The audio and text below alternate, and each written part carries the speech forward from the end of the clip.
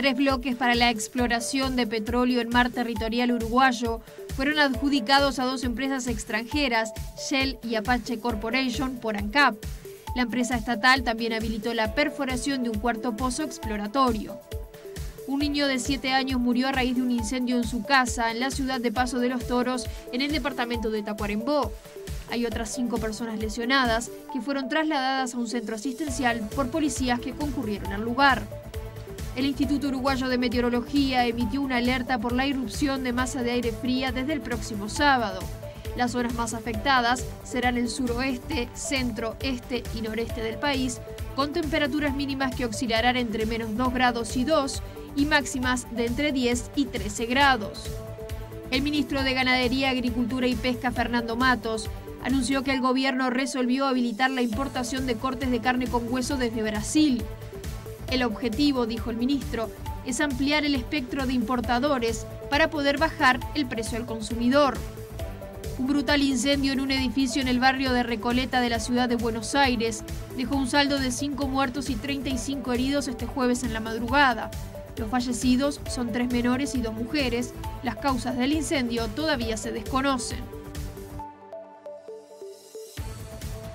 Señoras y señores, ¿cómo están ustedes? Muy buenas noches. El gusto de saludarlos. Bienvenidos a la edición central de Red Informativa. Vamos a comenzar el desarrollo de toda la información con esta tragedia que se registró en el departamento de Tacuarembó en las últimas horas, donde ya adelantábamos en los principales títulos, a raíz de un incendio, lamentablemente un menor de 7 años perdió la vida. Este siniestro se registró en una casa donde vivían 2 adultos y 4 menores de edad. Llegó a ser trasladado a un centro asistencial, pero lamentablemente dejó de existir.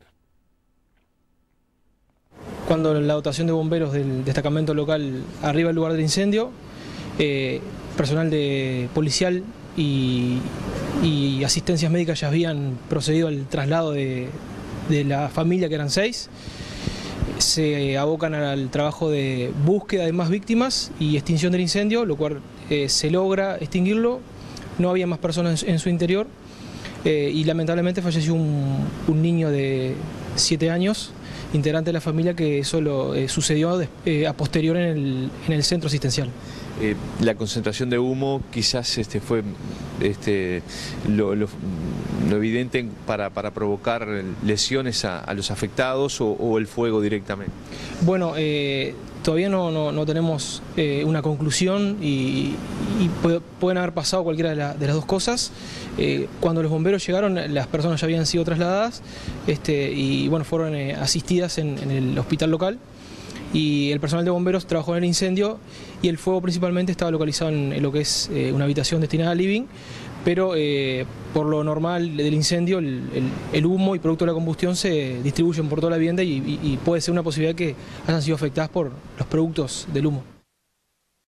Bueno, y también en las últimas horas un hombre de 53 años falleció en otro incendio que se registró en la localidad de Tranqueras, en el departamento de Rivera. Personal de investigaciones en coordinación con la Fiscalía están trabajando para determinar las causas del origen de este incendio.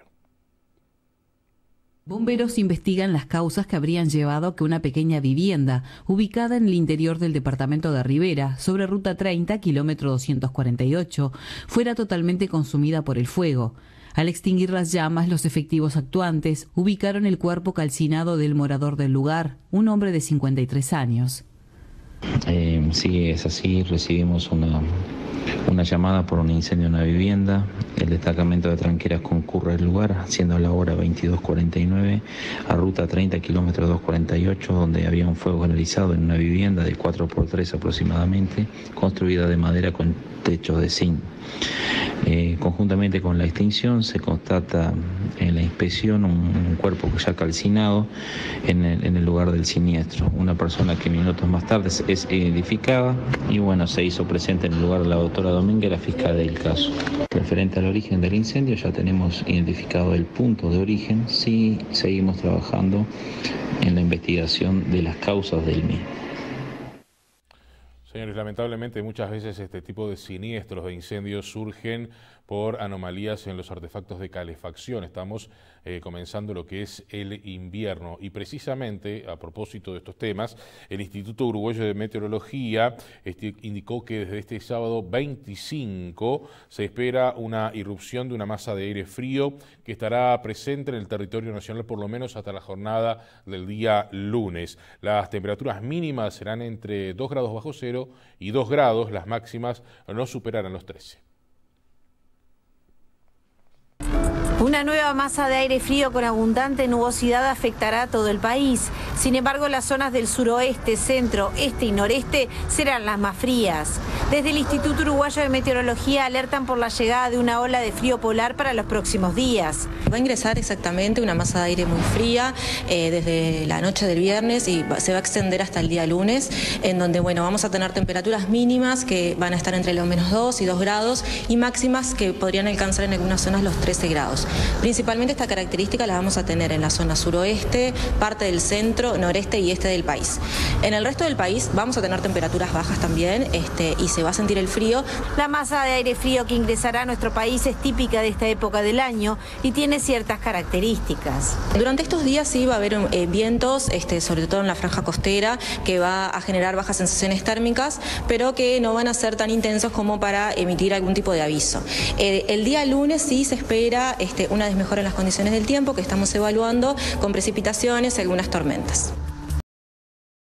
Compartimos con ustedes ahora otras informaciones. En esta edición central, las autoridades de ANCAP anunciaron en esta jornada lo que es la adjudicación de 3 bloques para la exploración de petróleo y gas en el mar territorial de nuestro país precisamente. Según informó el titular del organismo, Alejandro Stipanisic, se trata del retorno a nuestro país de empresas de primer nivel en el mundo. El directorio de ANCAP adjudicó 2 bloques a la empresa Shell y un tercer bloque a la empresa Apache Corporation. Y en este tercer bloque va a haber un pozo exploratorio. Va a ser el 4.º pozo exploratorio que tenemos en nuestro mar. Esos 3 bloques se suman a un contrato ya firmado en mayo del año 2020 con Challenger Energy para la exploración del bloque 1. Las propuestas implican el uso de una base de datos sísmicos generados en rondas anteriores, según informaron fuentes de ANCAP, que son los que propiciaron la decisión de iniciar estas perforaciones. Esto es parte de una estrategia que tiene el país para plantearse una transición responsable. Es una transición en la cual los energéticos tienen que coexistir, tienen que competir entre sí y se tienen que complementar. En ese sentido, el presidente de ANCAP destacó que las empresas adjudicatarias tienen muy fuertes inversiones en su negocio más tradicional de petróleo y gas y además están haciendo fuertes inversiones en energías renovables. Seguimos adelante con más información. Microsoft instalará un laboratorio de inteligencia artificial aquí en nuestro país. Se trata del tercero de este tipo a nivel mundial, fuera de lo que son los Estados Unidos. Hay uno en China y otro en Alemania. El valor que esto tiene es que Uruguay se transforma en un hub regional de innovación. Y se trata nada más ni nada menos que el tercero de estos laboratorios Microsoft fuera de Estados Unidos en el mundo. Hay en Shanghái, en Múnich y ahora el tercero aquí en Montevideo, en el LATU. Eso lo demuestra una vez más que Uruguay se está posicionando como un hub o un centro de innovación regional. Este acuerdo que se firmó hace 15 días atrás se empieza a aterrizar, a canalizar y a instrumentar hoy en nuestro país. El ministro de Ganadería, Agricultura y Pesca, Fernando Matos, anunció que se habilitó lo que es la importación de carne con hueso desde el mercado brasileño. Esto va a permitir acceder a un producto de calidad con garantías sanitarias, pero también más económico para la población, informó el jerarca. En conferencia de prensa, el ministro de Ganadería, Agricultura y Pesca, Fernando Matos, confirmó que se autoriza la importación de carne con hueso desde Brasil. La autorización aplica para los estados brasileños con estatus sanitario superior al de Uruguay. Matos manifestó que uno de los objetivos de esta medida es la reducción del precio al consumidor final y ampliar el nivel de exportación de carne uruguaya a mercados con mejor remuneración. Se abre un espectro de un país proveedor de forma importante que comercializa en su mercado interno en reales y por lo tanto muchas veces las diferencias de tipo de cambio posibilitan de que tengamos una carne más barata, que algunos han estimado que algunos cortes pudieran llegar aquí entre 15 y 20% más barato de lo que tenemos hoy. Si eso se da, es beneficio para el consumidor, para el comerciante, pero también esto libera carne que normalmente se destina al mercado interno para la exportación, carne uruguaya que se produce aquí y que generará un mayor ingreso porque estaríamos destinados a mercados externos que remuneran mejor. Y a todo esto, desde la Unión de Vendedores de Carne se observa con buenos ojos lo que es esta medida anunciada por el Poder Ejecutivo en las últimas horas, ya que podría generar rebajas, señalan, de hasta un 20%. El gobierno autorizó la importación desde Brasil de 2 cortes con hueso, el asado y la falda. Los carniceros creen que se puede obtener carne de buena calidad desde los estados del sur de Brasil y que en una semana o 10 días puede estar disponible en nuestro país a menor precio. Por lo que tenemos entendido, estaría un 20% por debajo de lo que se vende ese corte dentro del mercado local, ¿no? de producción nacional. Hay que tener en cuenta también que es un corte que hoy por hoy está sobrevaluado, creemos nosotros. Los frigoríficos uruguayos tienen ese corte a un precio que para nosotros es excesivo. ¿Qué es el precio? Y varía, dependiendo de la planta frigorífica, pero entre 215 o 220 pesos, de ahí para arriba. Y creemos nosotros que bueno, ese precio puede estar por debajo en un 20% aproximadamente. Vamos a avanzar con otras informaciones. Les contamos ahora que 9 familias recibieron viviendas reparadas por el Plan Juntos en la jornada de hoy. Se trata de algunas damnificadas que habrían sufrido, recordarán ustedes, un derrumbe en una pensión. Esto ocurrió en el Paso Molino allá por el año 2021.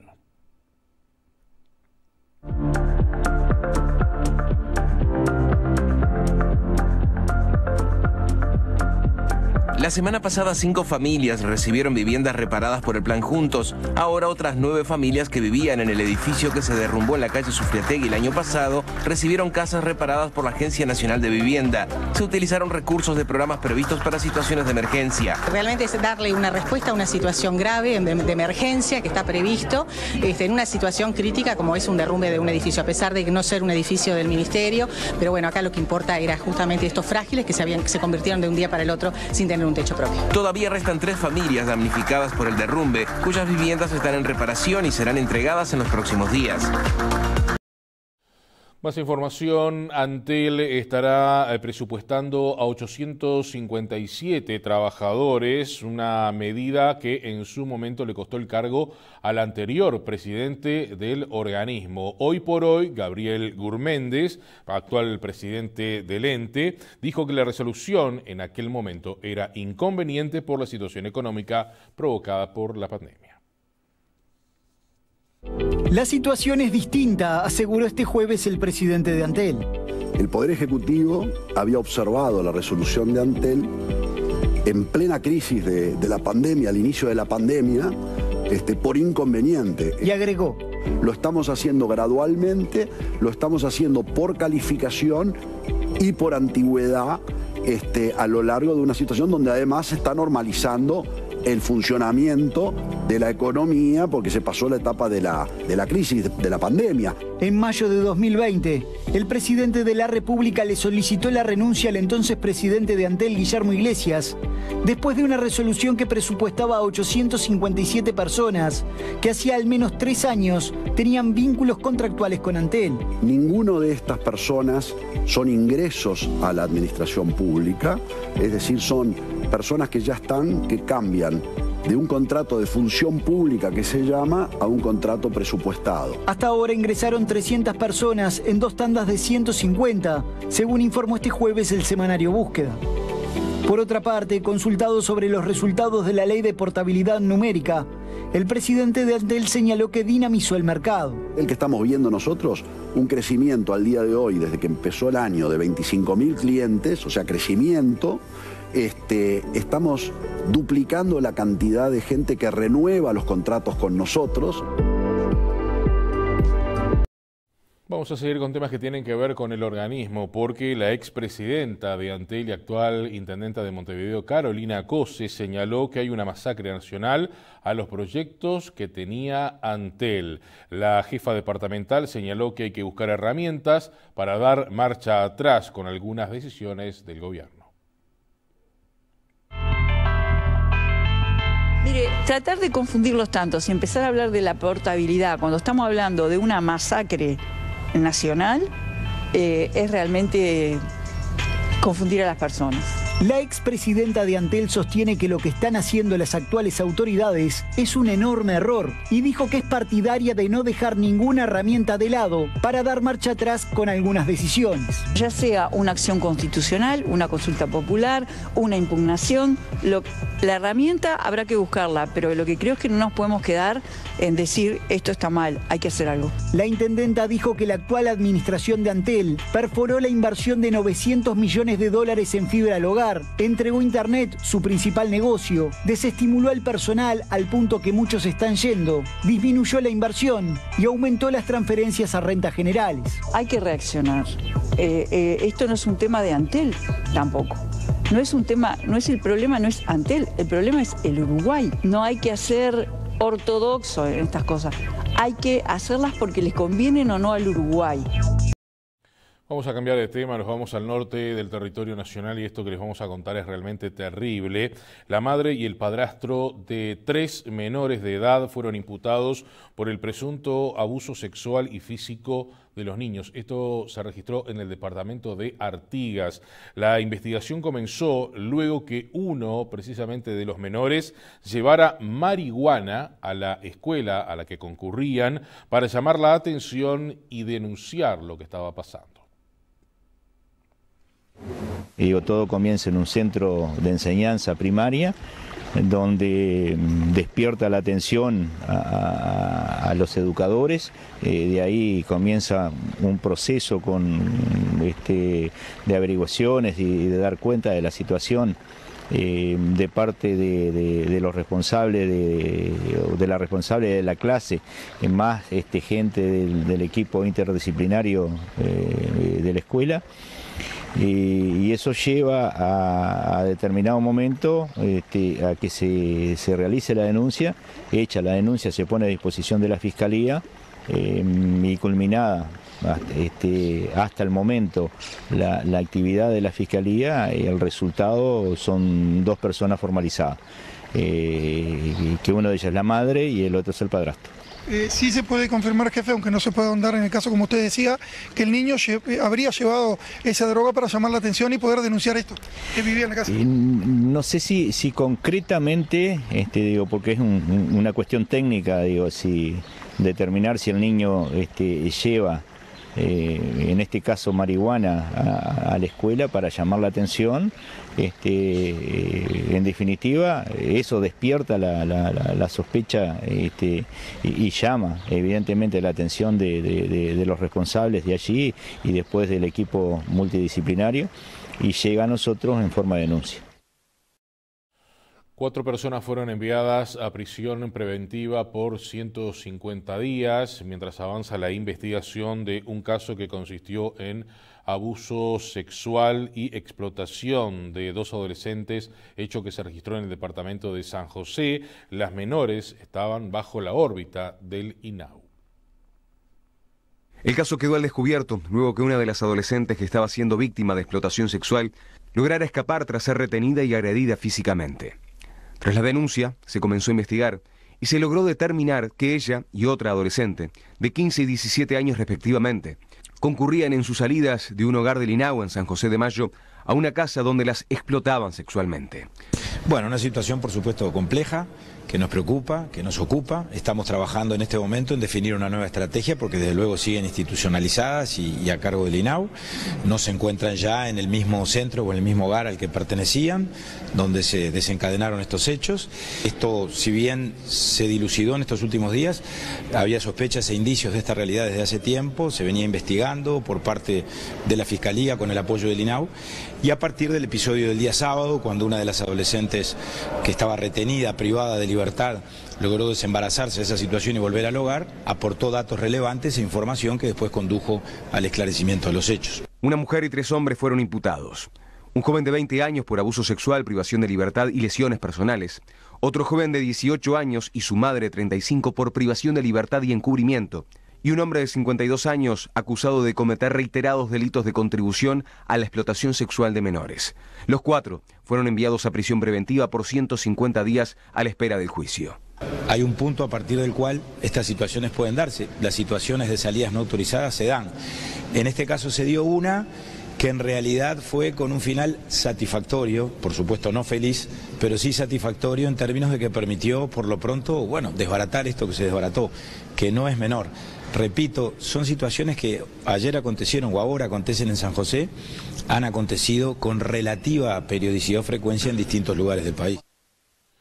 Señores, les contamos ahora que la mujer que denunciara al diputado del Partido Comunista Gerardo Núñez por un presunto caso de abuso sexual se retractó en las redes sociales. El pasado día 7 de marzo, el legislador Frente Amplista presentó una denuncia por difamación, lo que derivó en una mediación convocada por la fiscal de Fragrancia, Brenda Pupo.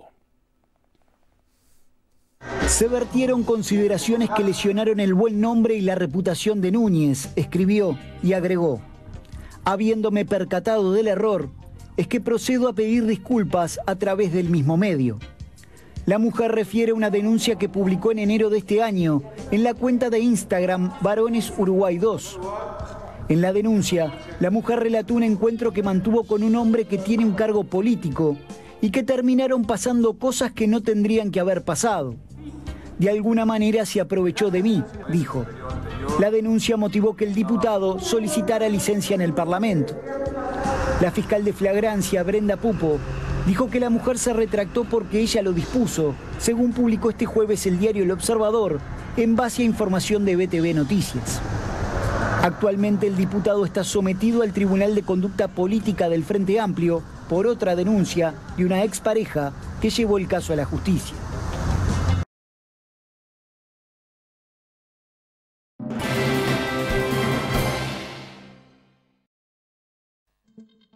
Cotizaciones de cierre de las principales monedas. Dólar 38.50 a la compra, 40.90 a la venta. Euro 39.55, 44.29. Real 6.70, 8.70. Peso argentino 007, 0.37. Unidad indexada 5.42.71. Unidad reajustable 1.444,39. Hacemos una primera pausa en esta edición central, seguimos juntos en instantes, hay más noticias para compartir con ustedes.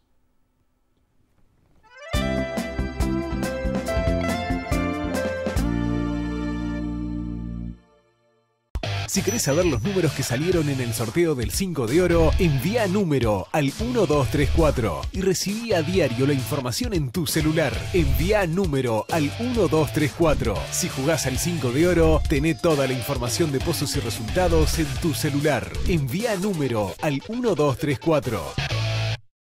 Llegá a donde quieras con tu Honda Navi. Te contamos por qué. Es económica, hasta 50 kilómetros por litro. Es automática, con encendido eléctrico. Es divertida, 4 tiempos. Motor 110. Es ágil, muy liviana y baja. Es customizable. Un sinfín de accesorios y colores. Disfruta el camino con tu Navi. Su precio, solo $1.950 y podés financiar el 100%. Es una Navi, es Honda. Agenda tu test en hondanavi.uy.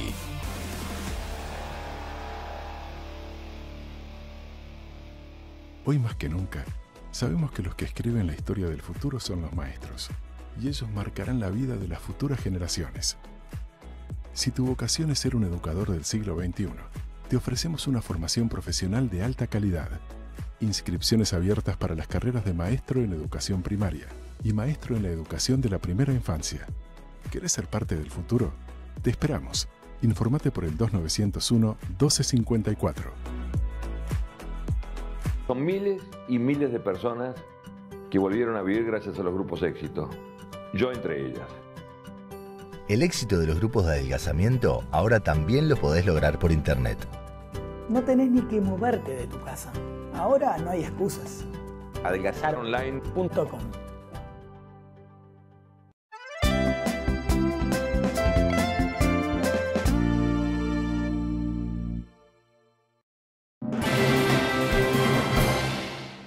Seguimos adelante compartiendo con ustedes más información. Nos metemos en el deporte. Les contamos que la FIFA aprobó aumentar de 23 a 26 el número de jugadores de cada selección en el Mundial de Qatar. La decisión se debe a la excepcionalidad de las fechas en las que se va a disputar precisamente el Campeonato del Mundo y por los posibles efectos que ha dejado la pandemia.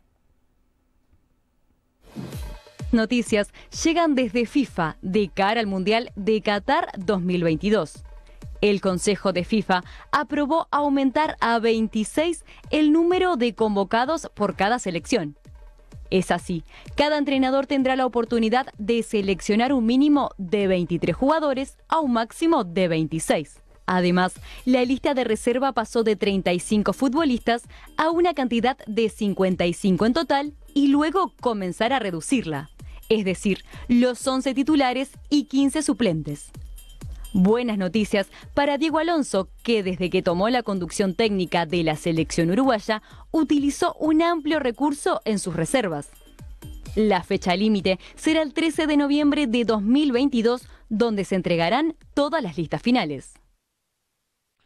Bueno, y seguimos aquí en nuestra región y hablando de jugadores de la selección nacional, porque Diego Godín hizo su primera práctica como nuevo jugador de Vélez. El jugador justificó su llegada porque ama el fútbol y tiene el objetivo de aportarle mucho en la Liga Profesional del Fútbol y en la Copa Libertadores de América, según indicó. Hay un ambiente muy lindo, un ambiente de trabajo agradable, con mucho positivismo, una energía muy linda. Y bueno, yo recién llegado conociendo a los compañeros, conociendo el grupo, a toda la gente que trabaja, que es un montón de gente que trabaja alrededor del equipo. Y bueno, de a poco adaptándome, son 2 días, un poco de locura, ¿no? Llegando, entrenando, teniendo esta presentación y bueno, con ganas y con muchísimas ganas de trabajar, sobre todo, que es lo importante, ¿no? Se vienen lindos desafíos con Vélez.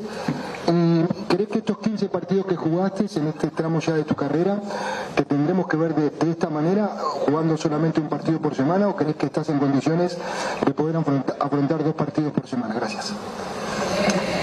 Bueno, lindo dato ese, para poder mantenerlo. La verdad es que sí, como yo dije a mi llegada, yo venía arrastrando una tendinitis rotuliana que me traía a maltraer, venía poniendo parches, jugando, parando, con los partidos de selección de clasificatoria, para mí que eran de vida o muerte, también exigí más de la cuenta y eso a veces me permitía o me obligaba a parar algún partido. Justamente llegué acá con la idea y con la cabeza de, y lo que hablé con el cacique también, es estar bien, cuando esté realmente en condiciones de entrar a la cancha, entrar para darle continuidad. Bueno, y hablando de capitanes de la selección nacional, les contamos que Paolo Montero se va a transformar en nuevo entrenador de las juveniles de la Juventus. El ex capitán de la selección uruguaya regresará de esta manera al equipo que defendió entre los años 1996 y 2005.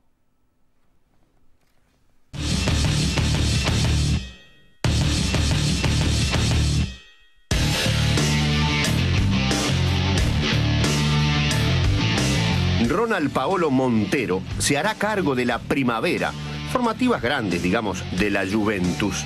Paolo, ídolo en la Vecchia Signora, donde jugó 9 años, vivirá en Turín enseñando las bondades y durezas del fútbol. Si sabrá de Ronald Paolo Montero la Juve, Paolo, hijo de Tigre, don Julio Montero Castillo, fue multicampeón de todo con Nacional Selección ni hablar, y siempre habló directo, sean los 4 o 3 millones. Vos te voy a decir una cosa simple en la vida. Yo planto un árbol. El árbol sale torcido. ¿Venís vos? ¿Lo podés interesar? Ya cuando es grande, no. Esto es el fútbol lo mismo.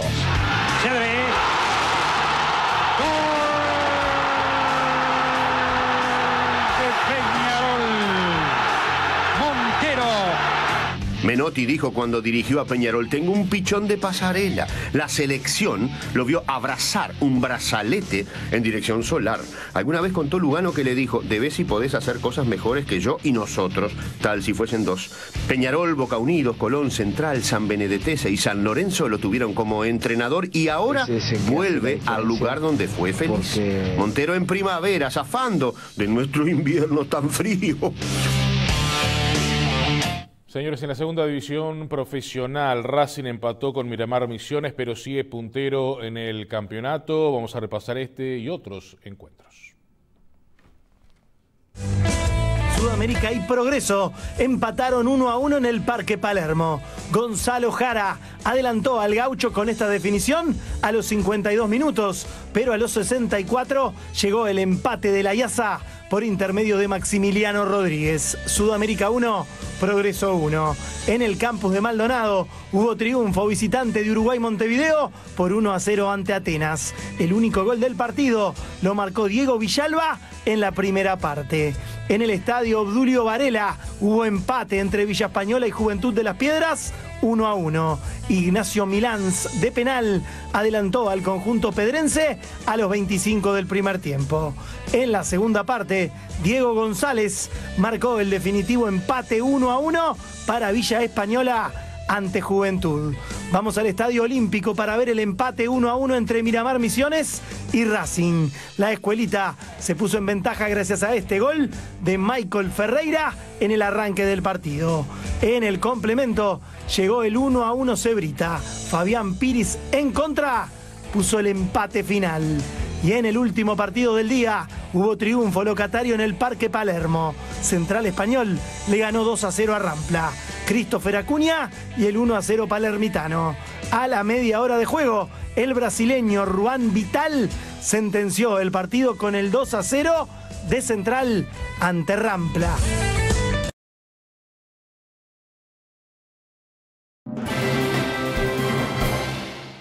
Nos vamos a avanzar ahora con información del panorama internacional. Una verdadera tragedia se registró también en las últimas horas en la República Argentina, donde 5 personas murieron y más de 30 resultaron heridas. Esto en un incendio en el barrio Recoleta, en la ciudad de Buenos Aires. Los fallecidos son 3 menores de edad y 2 mujeres. Las causas del incendio se vienen investigando.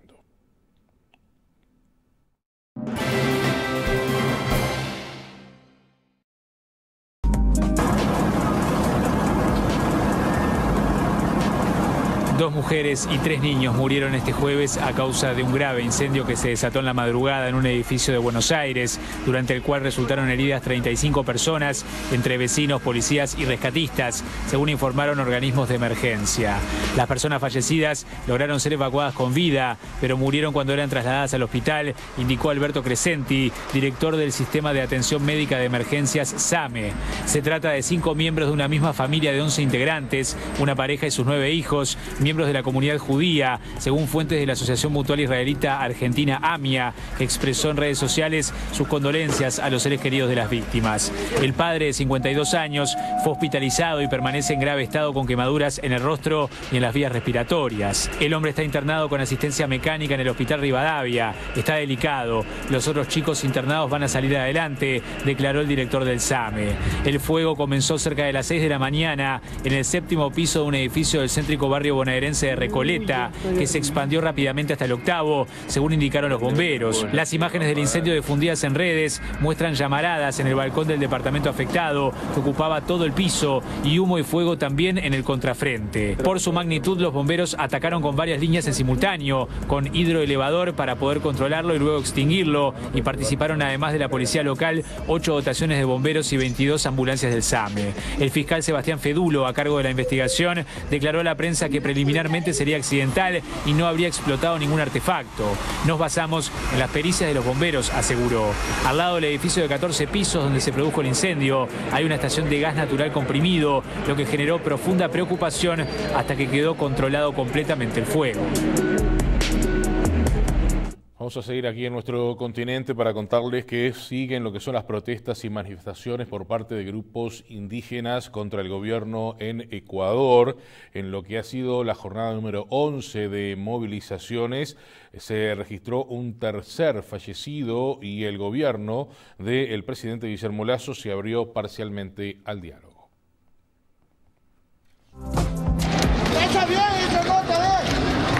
Tres personas fallecieron y al menos 100 resultaron heridas en 11 días de intensas protestas de comunidades indígenas en Ecuador contra el alza de precios de combustibles, de acuerdo a un balance este jueves de organizaciones defensoras de derechos humanos. En la localidad andina de Tarqui, en el sur, los choques entre policías y manifestantes dejaron un fallecido este miércoles, según la Alianza de Organizaciones por los Derechos Humanos. Presionado por la ola de manifestaciones, el gobierno de Ecuador abrió este jueves la vía del diálogo con los indígenas, que se concentran por miles en Quito para pedir alivios frente al costo de vida. El presidente Guillermo Lasso, aislado por COVID, cedió a uno de los reclamos de la Confederación de Nacionalidades Indígenas, CONAIE, y ordenó a los militares replegarse de la Casa de la Cultura, un lugar simbólico para los pueblos originarios, ubicado en el centro de la capital ecuatoriana. Agitando banderas y con gritos de júbilo, una nutrida marcha ingresó este jueves al recinto, que estaba bajo control de las tropas en el marco del estado de excepción que rige en 6 de las 24 provincias del país. Es un triunfo de la lucha, dijo el líder indígena Leónidas Issa, con un megáfono en la mano mientras avanzaba hacia el interior del centro cultural. El gobierno permitió el paso de la multitud en aras del diálogo y de la paz, aseguró Francisco Jiménez, ministro de Gobierno. El propósito es que cesen los cierres de vías, las manifestaciones violentas y los ataques en distintos lugares, añadió el jerarca. En Quito la mayoría de las marchas son pacíficas, pero en las noches estallan los disturbios y los choques con la fuerza pública. Unos 14.000 indígenas se movilizaron en varios puntos del país contra el aumento del precio de los combustibles y exigiendo una moratoria de los créditos con la banca privada, entre otras acciones que amortigüen el costo de vida. En la noche del miércoles, unos 300 indígenas ocuparon a la fuerza una central eléctrica en el sur de Ecuador y retuvieron a sus operadores. Continuamos con más novedades del panorama internacional. En los Estados Unidos, vean ustedes, la Suprema Corte amplió lo que es el derecho a llevar armas de fuego en la calle, en lo que ha sido considerada como una histórica decisión. El alto tribunal anuló con 6 votos a favor y 3 en contra una ley que restringía la tenencia de armas en la vía pública. Los ciudadanos de Estados Unidos tienen el derecho fundamental de portar armas de fuego en público, según reafirmó este jueves la Corte Suprema, en una decisión que causa gran polémica en un país azotado por los ataques armados a manos de civiles. El fallo de 6 votos contra 3 anula una ley del estado de Nueva York que requería que una persona demostrara que tenía necesidades legítimas de defensa personal para recibir un permiso de porte de armas. A pesar de los crecientes llamados a limitar las armas de fuego tras 2 tiroteos masivos en mayo que conmovieron al país, el alto tribunal se puso del lado de quienes sostienen que la Constitución garantiza el derecho a poseer y portar armas. El presidente Joe Biden afirmó estar profundamente decepcionado por el fallo que, a su juicio, contradice tanto el sentido común como la Constitución. Por su parte, la gobernadora del estado de Nueva York dijo que se trataba de un día negro y el alcalde de la ciudad neoyorquina opinó que esto puede alimentar la violencia armada. Esta decisión no es solo imprudente, es censurable. No es lo que quieren los neoyorquinos y deberíamos tener el derecho de determinar lo que queremos hacer en términos de nuestras leyes de armas en nuestro estado.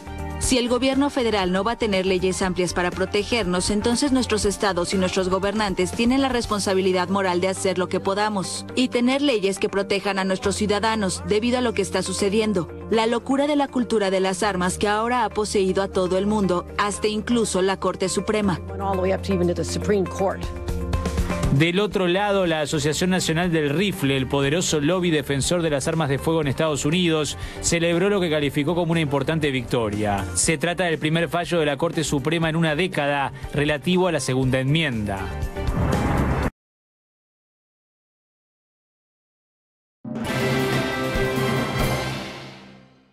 Señores, retomamos ahora la información de nuestro país para comentarles que la fiscal Adriana Edelman, fiscal de homicidios, ordenó un examen toxicológico a la niña que fue encontrada sin vida en su casa del Buceo. Este caso les comentábamos en la noche de ayer y que había realmente conmocionado a esa zona de la capital de nuestro país. El informe forense primario señaló que el cuerpo no mostraba señales de violencia, golpes o asfixia, por lo tanto no se pudo determinar el origen del fallecimiento.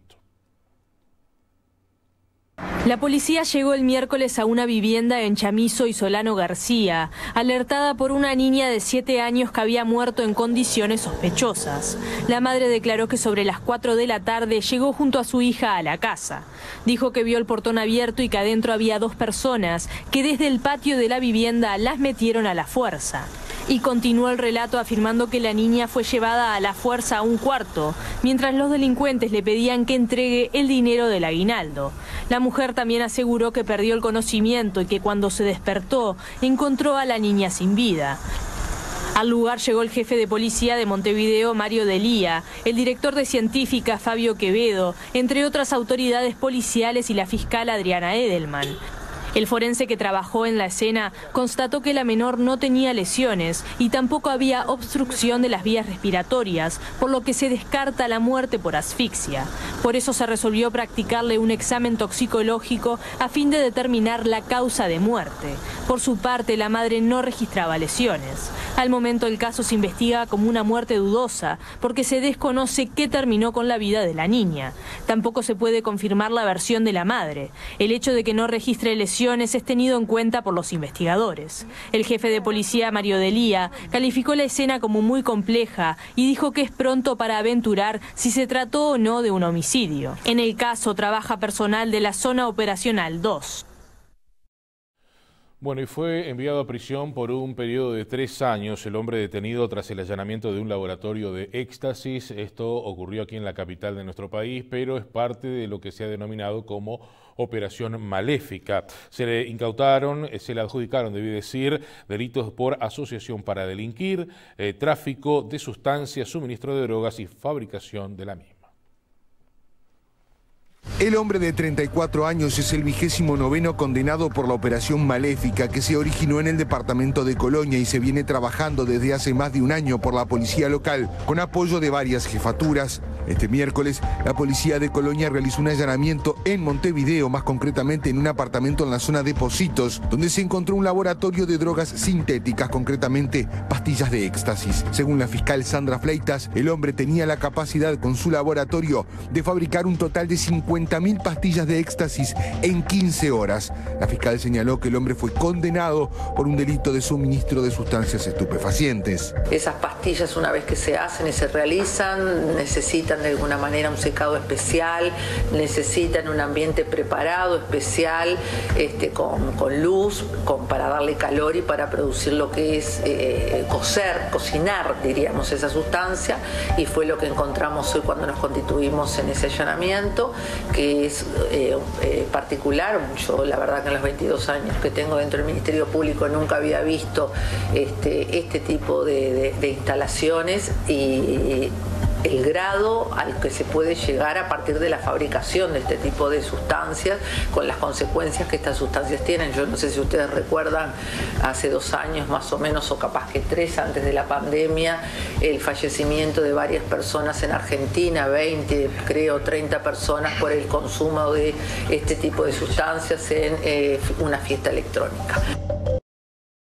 La justicia imputó en las últimas horas a una mujer que mató a su pareja de una apuñalada a la altura del corazón. El crimen ocurrió el pasado viernes 17 de junio en la zona de El Talar, en la ciudad de Pando, en Canelones. El caso ocurrió el pasado jueves 17 de junio en horas de la madrugada. Allí un hombre fue encontrado sin vida y presuntamente con un tiro en el pecho. No obstante, tras la primera autopsia realizada por personal forense, se descubrió que el hombre de 28 años había muerto tras una puñalada en el pecho a la altura del corazón. La investigación determinó además que fue su pareja quien lo mató. Según declaró la mujer, el homicidio se dio porque varias veces el hombre le robó pertenencias para venderlas y consumir drogas. Esa madrugada la mujer despertó y no encontró al hombre en su casa. Allí descubrió que le había robado 2 cortadoras de césped que tenía guardadas en el galpón. Salió a buscarlo y lo encontró en la esquina donde finalmente lo asesinó tras una violenta discusión. La mujer fue imputada por un delito de homicidio a 60 días de prisión preventiva cuando se realizará el juicio penal. Vamos a avanzar ahora con otras informaciones. COFE presentó un recurso administrativo contra un decreto del Poder Ejecutivo que habilita la supresión de unidades y puestos en la administración pública. Claramente, señalan desde COFE, esto es violatorio de la normativa actual. Además, no se negoció a nivel de lo que son los consejos de salarios. El dirigente sindical, Aidmar González, anunció que se estudia denunciar esta situación a la OIT. Se trata del decreto 195/022 y faculta a los organismos a confeccionar listas de cargos, funciones y contratos que deberán declararse excedente o discontinuarse según COFE. Eso implica que hay personas, trabajadores, con sus familias, en una situación de incertidumbre. No se sabe qué va a pasar con su puesto de trabajo, no se sabe qué va a pasar con la posibilidad de mantener su empleo. Y eso a nosotros nos preocupa porque claramente eso es materia de negociación colectiva. Las condiciones de trabajo, las características de ese trabajo, la posibilidad o no de que el mismo se recorte y se pierda el empleo, claramente es materia de negociación. El gobierno avanza sabiendo que esto es parte del ajuste fiscal que está aplicando el gobierno desde que comenzó a gestionar. Los funcionarios no descartan presentar acciones ante organismos internacionales. Y también evaluando una denuncia ante la OIT, porque claramente es violatorio de la ley 18.508 y a su vez la propia ley de presupuesto, la 19.924, establece que los procesos de reestructura necesariamente tienen que ser materia de negociación colectiva. Avanzamos en otros temas. Roque Moreira, suegro del senador Guido Manini Ríos, líder de Cabildo Abierto, admitió oficialmente que su campo en el departamento de Artigas le fue adjudicado por colonización, esto según lo informó en esta jornada el semanario Búsqueda. La información se encuentra en un registro de un tribunal de honor del año 1974. En los últimos días, el senador de Cabildo Abierto, Guido Manini Ríos, reiteró que ni él ni su esposa, la ministra de Vivienda Irene Moreira, ni su suegro, Roque Moreira, son colonos ni tienen predios del Instituto de Colonización. De ese modo, Manini Ríos cuestionó un informe de la asesoría letrada de ese organismo que asegura que los 3 mencionados sí son colonos. Este jueves, el semanario Búsqueda informó que hay un documento de la década de los 70 que confirma que efectivamente sí son colonos. Según el semanario, en 1973, Roque Moreira recibió una sanción estando en el ejército luego de que se comprobara que contrajo un predio rural con el Instituto de Colonización, pese a que por integrar el ejército tiene prohibido hacerlo. La sanción fue el resultado de una investigación solicitada por el comandante en jefe del ejército de la época, quien pidió a Colonización que aclarara la situación de Moreira. Allí, el suegro de Manini Ríos, según Búsqueda, informó sobre cómo accedió al inmueble 511, ubicado en la 4ª seccional de Artigas. El directorio del organismo, por resolución del 2 de marzo de 1971, me adjudica en venta la fracción mencionada, afirmó el suegro del senador. Y allí, en ese documento, informó además que se presentó la licitación del campo de colonización bajo la profesión de ganadero. Estos documentos, que confirman que el suegro de Manini Ríos es colono, figuran en expedientes del Tribunal de Honor realizado a Moreira en 1974. En octubre del año pasado, la División de Inspección del Instituto de Colonización elaboró un informe que asegura que Roque Moreira, su hija Irene y Manini Ríos explotan campos de este instituto. Este informe fue ratificado días atrás por la asesoría letrada del organismo. El líder de Cabildo Abierto, en cambio, sostiene que la información no es correcta y que detrás de esto hay una intencionalidad política que busca afectarlo. Señores, el Instituto Nacional de Colonización votó por unanimidad la realización de una auditoría externa que investigue los últimos 10 años de administración. La contratación de la auditoría se aprobó por unanimidad por los 4 representantes del oficialismo y el director del Frente Amplio.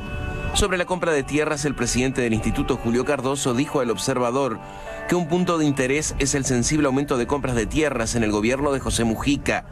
La resolución llega luego de que el ministro de Ambiente, el colorado Adrián Peña, responsabilizara a los blancos y al Frente Amplio por no consolidar la realización de una auditoría externa. Creemos que es tiempo de analizar las políticas, de estudiarlas y de repensar el instituto.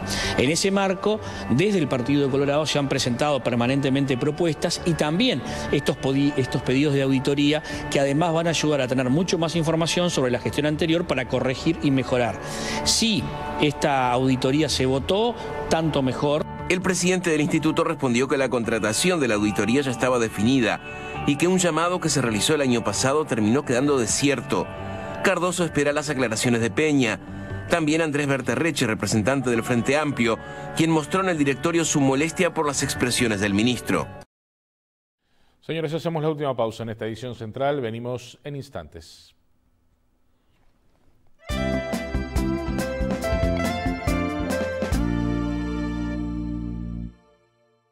¿Sabés que la mejor solución para bajar la fiebre y aliviar el dolor es Paracetamol Sabó? Es el más eficaz y no daña el estómago. Pedí Paracetamol Sabó en todas las farmacias del país. Sabó, sabemos de salud. Atención quinieleros, los resultados de la pizarra directo en tu celular. Envía juego al 1234. Toda la información y resultados de los sorteos de quiniela en tu celular. Envía juego al 1234. Recibí los resultados después de cada sorteo. Si jugaste a la quiniela y querés saber qué números salieron, envía juego al 1234.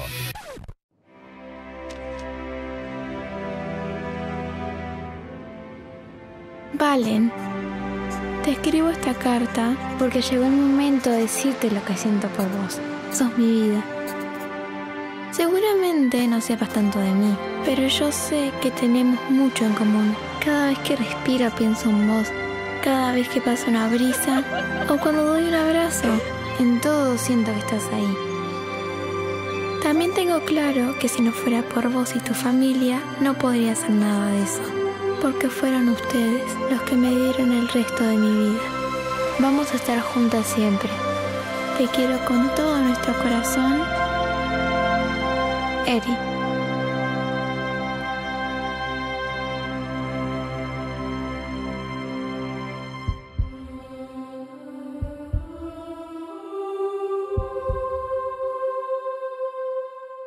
¿Sabés lo que es tener la mirada triste, vacía, sin brillo? No tenés energía, no tenés ganas de nada. Tengo una foto. Este era yo. Mirá cómo cambié. Mirá cómo cambió mi mirada. El grupo es fundamental porque te apoya, te da energía, te alegra, te enseña. Un día dije, voy a cambiar kilómetros por kilos. Ahora voy por la media maratón. 21 kilómetros, 21 kilos menos. El éxito de los grupos de adelgazamiento ahora también lo podés lograr por internet. No tenés ni que moverte de tu casa. Ahora no hay excusas. Llame o envíe un mensaje para recibir más información. Comunícate por WhatsApp. Afirma tu futuro en la ciudad de la costa y la Costa de Oro. Programas con la experiencia y el liderazgo de la UDE. Community Management. Formación integral para mandos medios. Técnico en gerencia. Posgrados en marketing. Gerencia y relaciones humanas. Inscripciones 2022. Con bonificaciones especiales. En la ciudad de la costa y la Costa de Oro. Universidad de la Empresa. Tu carrera. Tu futuro. ciudaddelacosta@ude.edu.uy. Pago en pago, vamos andando, de pago en pago la conocí.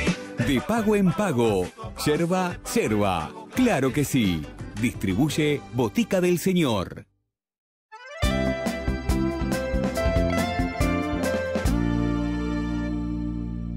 Seguimos adelante con más información en estos minutos finales y les comentamos que un informe jurídico sobre la gestión de Germán Cardoso al frente del Ministerio de Turismo reveló que hubo contrataciones que no cumplieron con los procedimientos del TOCAF. Procedimiento llevado a cabo podría calificarse como irregular por la omisión del cumplimiento de los requisitos necesarios para contratar válidamente mediante el mecanismo de compra directa por excepción, advierte el informe de la División de Servicios Jurídicos del Ministerio de Turismo, según la crónica del semanario Búsqueda. La contratación a Netcom fue por más de 24 millones de pesos y, según el documento, no se cumplió con el procedimiento indicado en el texto ordenado de contabilidad y administración financiera. Sin embargo, el expediente se presentó a las autoridades el 18 de enero de este año y recién el 16 de junio pasó al despacho del asesor del ministro. Esa contratación motivó el diferendo final entre el entonces ministro Germán Cardoso y quien era director de turismo Martín Pérez Banchero, que se opuso a la compra. Luego Cardoso lo destituyó y Pérez Banchero hizo pública la situación, cuestionando las decisiones del jerarca, lo que derivó en una crisis política, comisión investigadora del Parlamento, denuncia penal y renuncia del secretario de Estado. Bueno, hablando precisamente de turismo, los operadores privados sostienen que hay una baja en lo que es las reservas, un bajo nivel de reservas pensando en las vacaciones de invierno que se vienen en pocas semanas. Esto se debe, entre otros puntos, indican desde la Cámara de Turismo, debido a la situación cambiaria con la República Argentina y los uruguayos prefieren viajar al vecino país. En las termas aumentaron las consultas, pero no las reservas. Es el principal destino turístico de Uruguay en vacaciones de julio, pero todavía es temprano para saber cómo será este año. Los empresarios dicen que con solo una semana de vacaciones, no parece que el movimiento vaya a ser intenso y además, Argentina es un gran competidor. El turismo emisivo está creciendo, creció mucho después de la apertura de fronteras, ya sea el emisivo de más larga distancia, como también los viajes que hacemos más cortos en auto.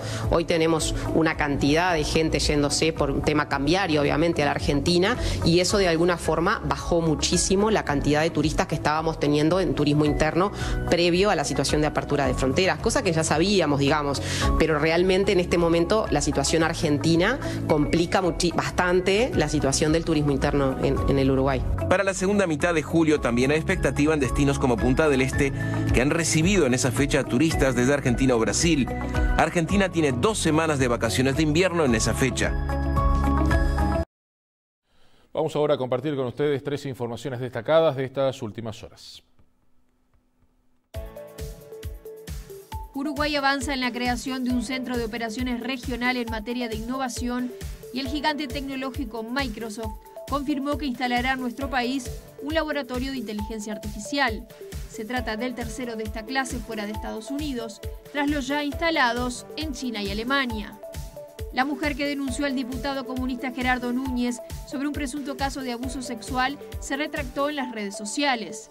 El 26 de enero, el testimonio anónimo de la mujer tomó estado público una vez que se viralizó en la cuenta de Instagram Varones Uruguay 2. Una delegación de COFE presentó un recurso administrativo en la Torre Ejecutiva contra un decreto que faculta a la Administración Central a la supresión, transformación, fusión y creación de unidades estatales. Claramente es violatorio de la normativa actual, afirmó el dirigente sindical Aidemar González. Conozcamos ahora los números favorecidos en la quiniela nocturna en la jornada de este jueves. Primer premio 504. Del segundo al décimo 018, 960, 501, 845, 969, 787, 132, 895 y 991.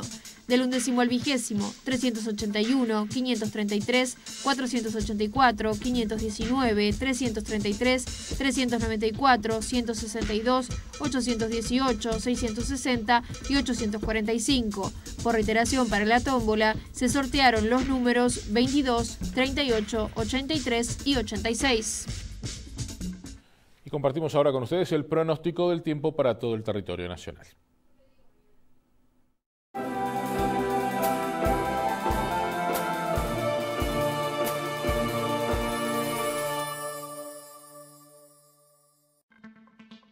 Esta noche el tiempo se presenta frío, el cielo cubierto con probables precipitaciones aisladas. La temperatura mínima prevista para hoy es de 7 grados.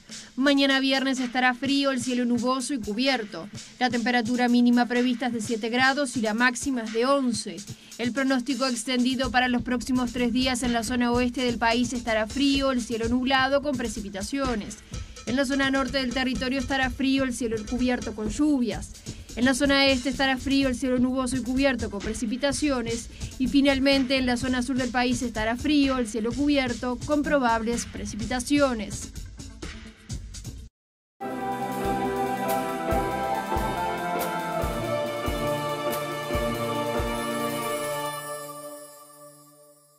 Nos vamos, señores, hasta aquí la información, hasta aquí la edición central de Red Informativa. ¿Quién es la máscara? Es lo que se viene a nuestra programación aquí en la pantalla de la red. Buen fin de jornada para todos, que descansen, hasta mañana.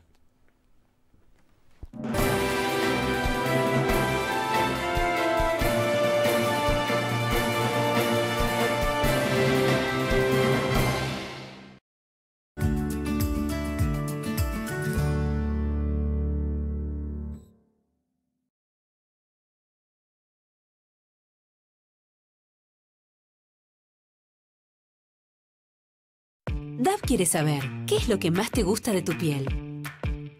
Mi piel me recuerda a mi infancia. Mis marcas son mi historia.